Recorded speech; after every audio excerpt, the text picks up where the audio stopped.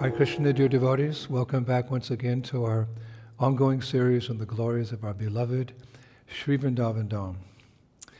Namo Om Vishnupadaya Krishna Pashtaya Bhutale Srimati Bhaktivedanta Swami Niti Namane Namaste Saraswati Deve Gauravani Pacharane Nivishesha Shunyavadi Paschata Deshatarane. All glories to Srila Prabhupada. So we're continuing today with our mini-series on Stimulation for Ecstatic Love, and this will be part 1 of part 23. As we have mentioned a number of times, this mini-series is based on chapter 26 of Srila Prabhupada's Nectar of Devotion, also named Stimulation for Ecstatic Love. We have been discussing the items mentioned in that chapter that can help us to awaken our love for the Lord for a number of weeks now. While discussing these items in his Nectar of Devotion, Srila Prabhupada takes the opportunity to mention what symptoms a devotee will experience when he or she comes to the stage of fully awakening their love for Krishna. Now they're quite exalted symptoms, but I thought I would mention them here so that we, know what to expect in our attempts to achieve such an elevated stage of Krishna consciousness. So Prabhupada writes, the bodily symptoms manifested by a devotee in expressing ecstatic love for Krishna are called anubhava. Practical examples of anubhava are as follows: dancing, rolling on the ground, singing very loudly, stretching the body, crying loudly, yawning, breathing very heavily, neglecting the presence of others, drooling, laughing like a madman, wheeling the head, and belching. When there is an extraordinary excess of ecstatic love, with all of these bodily symptoms manifested, Prabhupada writes, one feels relieved transcendentally. One feels relieved transcendentally. So hearing that, we can understand we have a way to go. But that's okay. That's fine. As a popular reggae star sang in the 1970s, we know where we're going. We know where we're from. We're leaving Babylon. We're going to our Father's land. So to achieve that exalted goal, today I would like to speak about the item of tilaka, and how it plays a role in stimulating or awakening our love for Krishna. Now, in Chaitanya Charitamrita Madhya Lila 24.332, Kaviraj Goswami refers to Gaudiya Vaishnava tilak as Urdhva Pundara, meaning literally tilak that goes upward in 2 straight lines. Now, there are, of course, other kinds of tilak worn by other sampradayas, and we'll discuss that somewhat in following lectures. Generally, Gaudiya Vaishnava tilak is made of gopi chandan, a type of yellowish, whitish clay that comes from a large quarry in the ground near Dwarka in India. I actually visited that quarry a few years ago. It's massive, so there's a lot of tilak for generations of Vaishnavas to come. The purpose of wearing Gaudiya Vaishnava tilak on 12 parts of one's body is to identify the body as literally a temple of the Lord, because the Lord is in our heart as the super soul. And while one is putting tilak on 12 parts of his body, one also chants 12 corresponding names of the Lord. Thus, wearing tilak is very purifying. In his purport to Srimad Bhagavatam 4:12-28, Srila Prabhupada writes, every devotee should take his bath early in the morning and decorate his body with tilak. In Kali Yuga, one can hardly acquire gold or jeweled ornaments, but the 12 tilak marks on the body are sufficient as auspicious decorations to purify the body. Now, wearing tilak also serves the purpose of protecting a devotee. In chapter 9 of Nectar Devotion, Srila Prabhupada writes, persons who are decorated with tilak or gopi chandan and who mark their bodies all over with the holy names of the Lord and on whose necks there are tulsi beads are never approached by the Yamadutas. As such, Srila Prabhupada emphasized in a letter to Brahmananda Prabhu on October 14th, 1967, that tilak was part of the essential dress of a devotee. Like that. Tilak is the essential dress of a devotee. And he writes, I have no objection if the members of the society dress like nice American gentlemen, but in all circumstances, a devotee cannot avoid tilak, flag on the head, meaning sika, and tulsi beads on the neck. Again, he writes, these are the essential features of a Vaishnava. And in a letter to my godsister, Tilak Devi Dasi, she received the name Tilak Devi Dasi, on July 5th, 1971, Prabhupada wrote a one-liner. He wrote, tilak means victory personified. Tilak means victory personified. Now, what's interesting to note today is that even Krishna, the Supreme Personality of Godhead, wears tilak. In Krishna Karnamrita, verse 103, Srila Bhivamangal Thakur says, all glories to Krishna, benefactor of the three worlds, whose forehead is marked with musk tilak, and whose love and joy increase with the love sports of Braja's milkmaids. So, although Krishna is the Lord of all good fortune, and the refuge, you could say, of all living beings seeking protection, he himself takes great pleasure in wearing the marks of tilak. In Gopal Champu, Purva Champu, chapter 2, Srila Jiva Goswami writes, once when Krishna visited the residence of Vrindavan, they held a grand artik ceremony in his honor. At the celebration, the brahmanas spoke auspicious words and performed many forms of worship. Brahmin women with tears in their eyes touched Krishna's head with durba grass, and prayed for the fulfillment of his desires. The ceremony was supposed to end with the application of tilak, but Mother Yasoda, stunned and blinded by tears of ecstasy, simply couldn't do it. So although the final ritual of applying tilak on Krishna didn't take place, it's described that all those present agreed that the love of Mother Yasoda is itself eternal tilak, which forever guarantees Krishna protection and good fortune. Such a wonderful pastime Jiva Goswami gave us. Now that being said, Mother Yasoda, I was reading, does daily anoint Krishna with tilak to protect him, every morning. Srila Vishwanath Chakravarti Thakur writes in his Sri Rupa Chintamani, verse 16, as follows. When he was just a baby lying on his back, Krishna overturned a heavily loaded cart with a kick.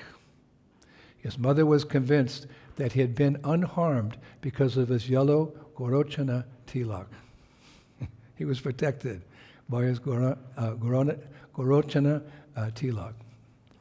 Now, so important and so relevant is tilak that again in Gopal Champu, Purva Champu 8.4, we hear Mother Yasoda poetically using the word tilak in describing the glories of her son. In a voice as sweet as that of the Queen of Cuckoos, Yasoda Devi joyously sang a song with the following refrain. Gokula Pati Kula Tilak, Twam Asiha Krita Sukrita Braja Rachita. Shuka Braja Naya Nandini Samiha. Very, very famous this. O Krishna, O Tilak decoration in the family of Gokula's king, you bring great happiness to the pious people of Braja by delighting their eyes with the soothing vision of your divine form. That's a very well-known shloka Well, it's actually like a prayer. She's singing that, actually, Mother Yasoda. She mentions tilak. Now, once more, in Gopal Champu, Purva Champu, chapter 2, Srila Jiva Goswami writes, telling us how, that this tilak is applied on Krishna every morning. He writes, every morning Krishna's servants decorate him with tilak. First, the servant boys, such as Raktak, bathe Krishna with water, collected from many sacred rivers in Vrindavan. Then Patri carefully wipes Krishna's delicate body and then dresses him in a shining golden dhoti. Kumuda fragrances his hair with aguru smoke, combs and makes a beautiful braid with a golden ribbon. Makanda applies Gorochana tilak on his forehead, paints Krishna's face with musk, and then covers Krishna's body with chatushama. Chatushama. I had to look that up. Chatushama means red powder, musk, sandalwood, and aguru.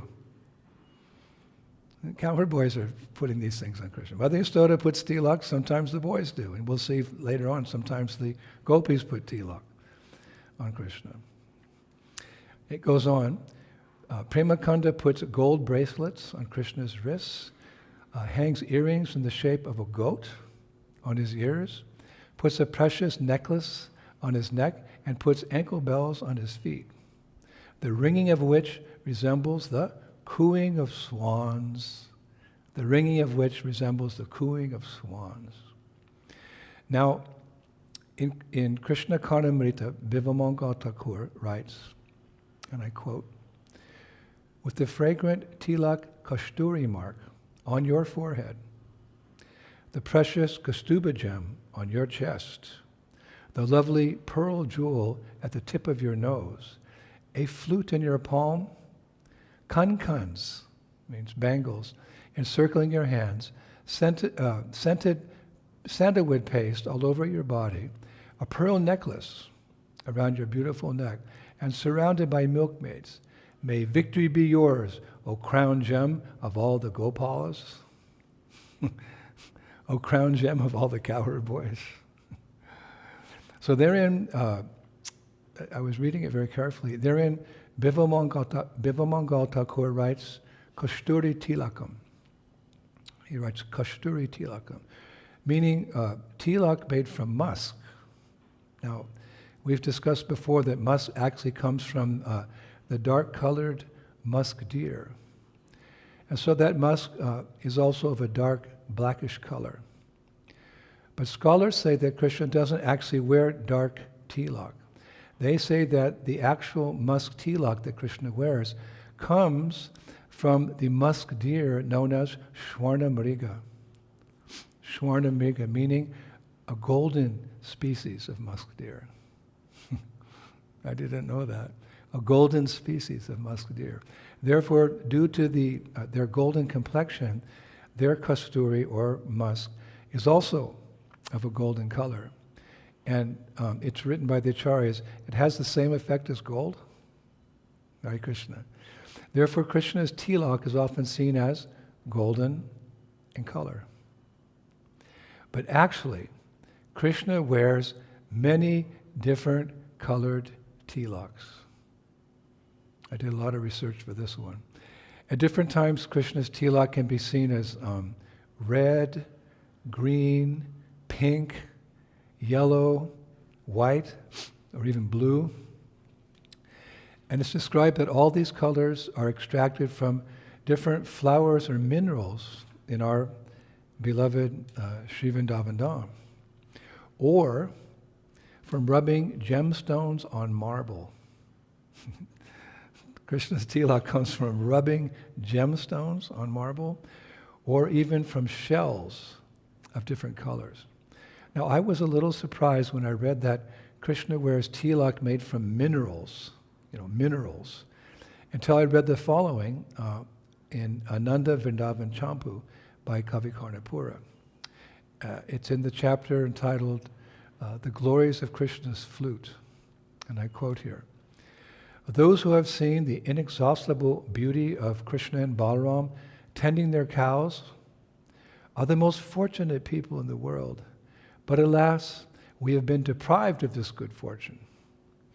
Beautiful peacock feathers caress their crowns and garlands, swing from their necks to ornament their elegant forms. Radiant tilak made from various colored mineral powders grace their foreheads.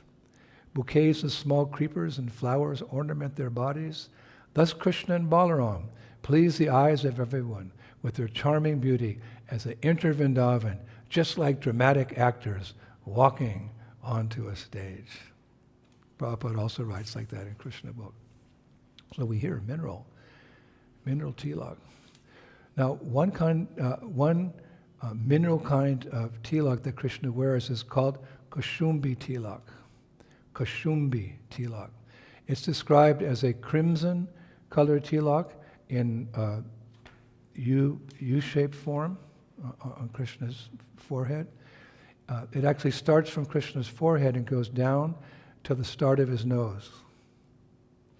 Its crimson color is described like the colors of sunrise and sunset together. Acharyas say that it shows the two ends of loving devotion, meaning sambhog, meeting, and vipralamba, separation.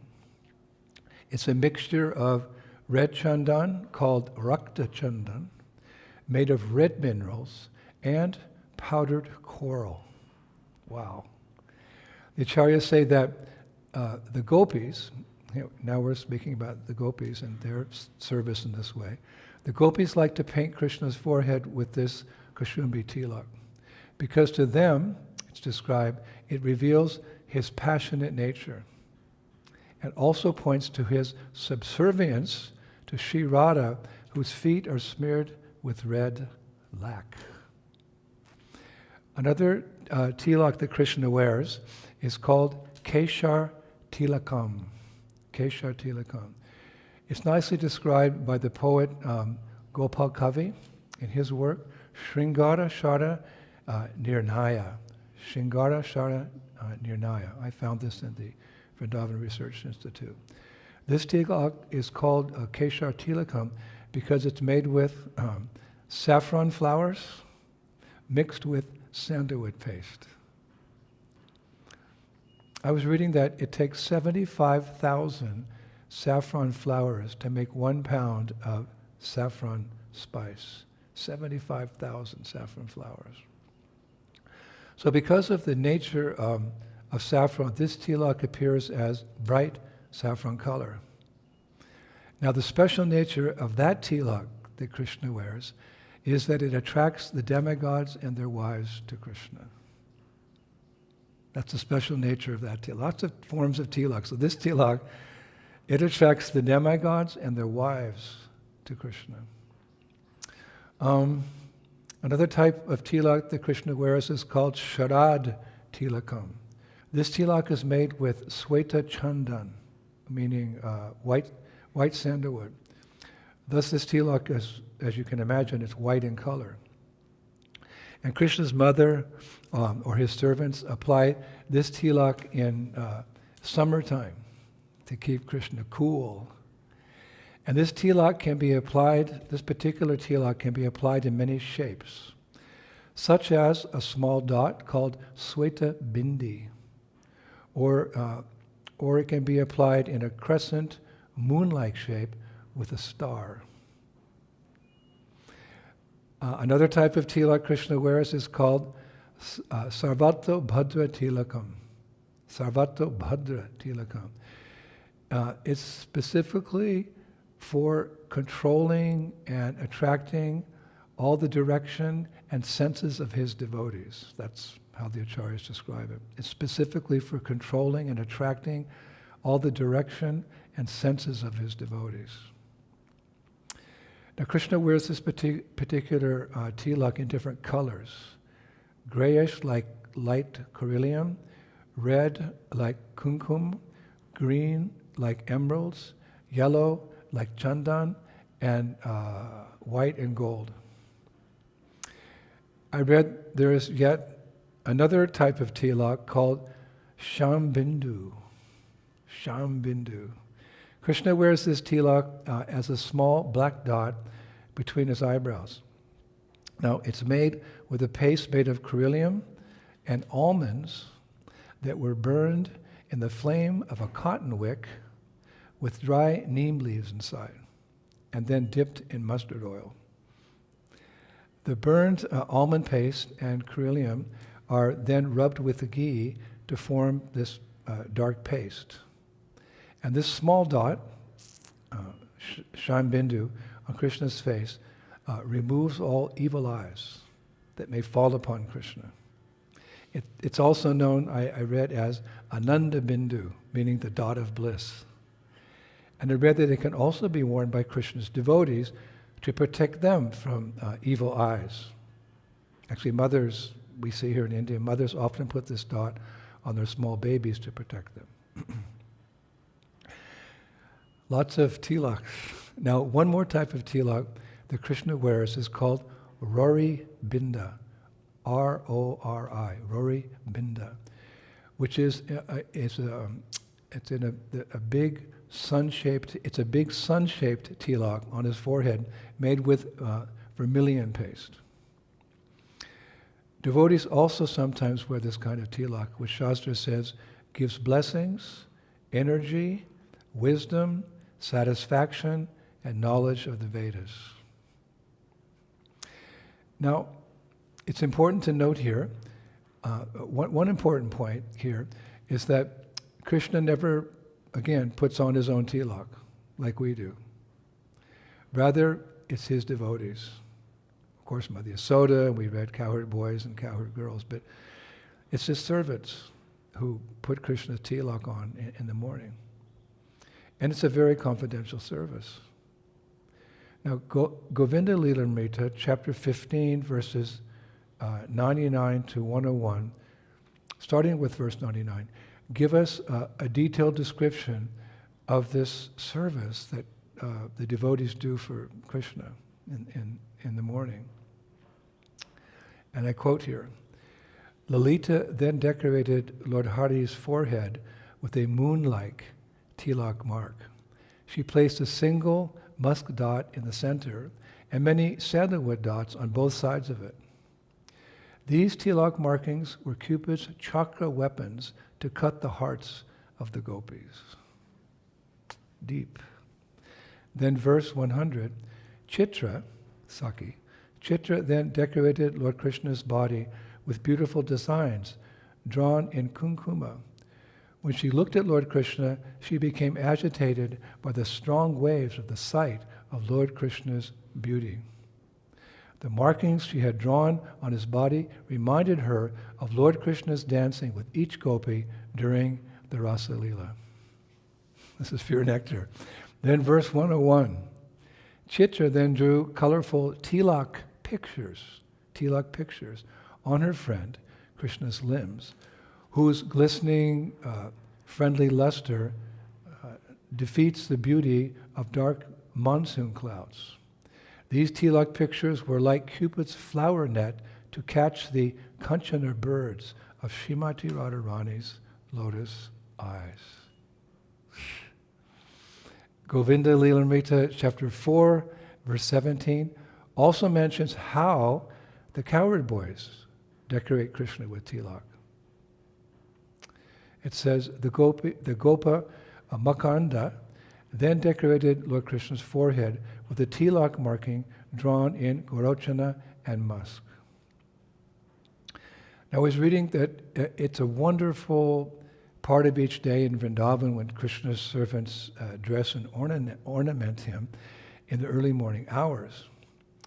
And I was thinking how we ourselves are actually being trained by Srila Prabhupada in the same service by dressing and ornamenting various deities whom we worship in our International Society for Krishna Consciousness. We're being trained now. This is sadhan bhakti, devotional service and practice, so that by the time we get home, we know what we're doing. This is nicely addressed, of course, by Srila Vishwanath Chakravarti Thakur in his Guruvashtakam, 8 prayers glorifying the spiritual master, how we're being trained in these particular services that I'm mentioning today. The spiritual master is always engaged in the temple worship of Shri Shri Radha and Krishna. He also engages his disciples in such worship. They dress the deities in beautiful clothes and ornaments, cleanse their temple, and perform other similar worship of the Lord. I offer my respectful obeisances unto the lotus feet of such a spiritual master. Of course, dressing and ornamenting Krishna implies more than just his tilak. Again, Govinda Lilamrita, chapter 4, verses 71 and 72, describe the full extent of dressing and ornamenting Krishna, something we can look forward to when we reach perfection. And I'll quote here again.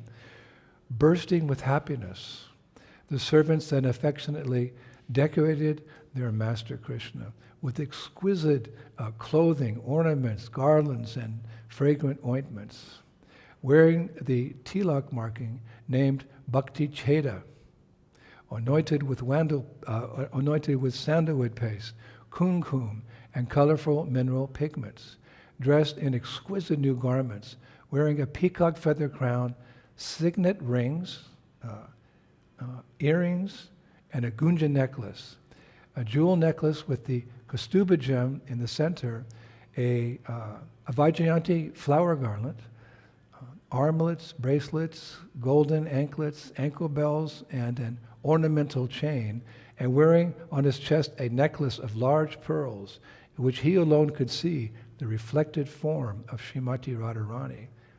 Carrying a buffalo horn, a bugle tucked into the left side of his belt, and his wonderfully colorful jewel-studded flute tucked into the right side, carrying a straight staff in his left hand, and twirling a yellow toy lotus flower in his right hand, and chanting the minds of the doe-eyed gopis, and accompanied by his cowherd boyfriends, each of them laughing and joking with him, and each of them also carrying a flute, buffalo horn, bugle, and staff, lotus-eyed Krishna left his house to go into the forest. This is how Krishna leaves home to tend the cows in the forest with his friends. That's how he's decorated.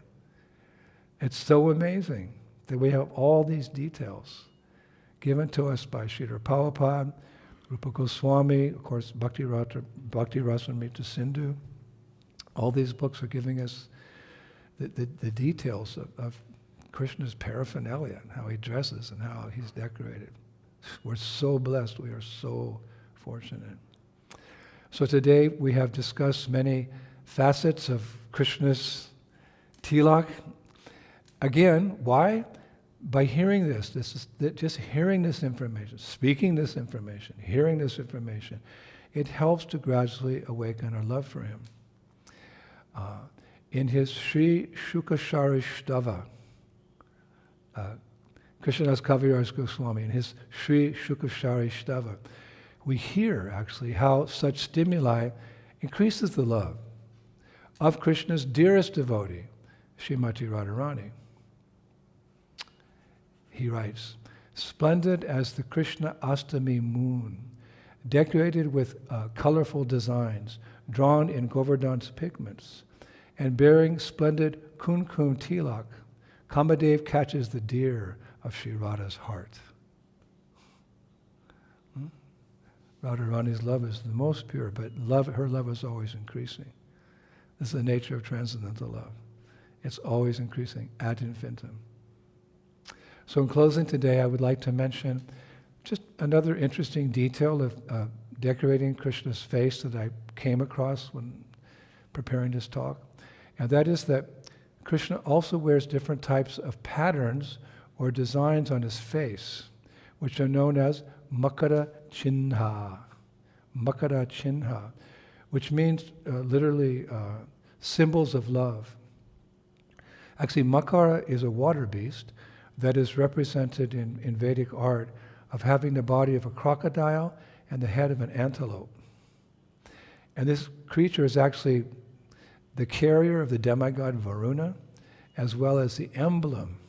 It's the emblem of Kamadev. A Makara Vahana is described as one who rides on a Makara. So to invoke love, in the pastimes of Krishna, the cowherd boys and gopis often decorate his face with this Makara Chinna. Hare Krishna. So we'll be back next Friday with part 2 of part 23. Thank you so much, Prabhus. I hope that you enjoyed and relished and took into your heart all the wonderful pastimes and details that we've described today, just about Krishna's tilaka, and we have much more to share with you in the following weeks. So, Hare Krishna, all glories to Prabhupada.